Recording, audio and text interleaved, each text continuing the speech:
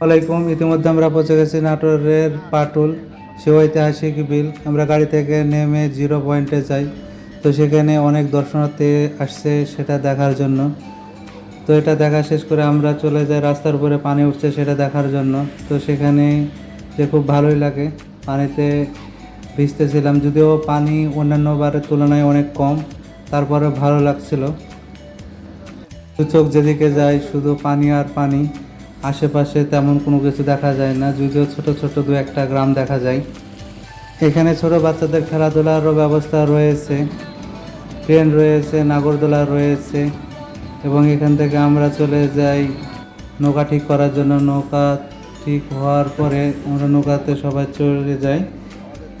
নৌকাতে চড়ার আগে অবশ্যই আপনারা ভাড়াটা ফিক্স করে নেবেন, কারণ ভাড়া করার ফলে ভাড়াটা বেশি নিয়ে নিতে পারে।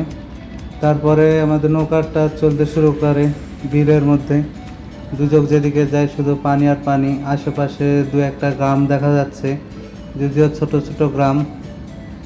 গ্রামগুলোর অনেক সুন্দর, আমরা সেখানে ঘুরতে যাই। আমাদের ঘোরা প্রায় শেষ, সেখান থেকে আমরা ফিরতি পথে দলে আটকা পড়ে গেছিলাম। পরবর্তীতে সেখান থেকে আমরা পাড়ে চলে আসি।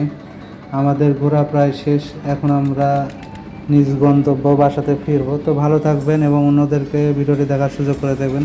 আসসালামু আলাইকুম।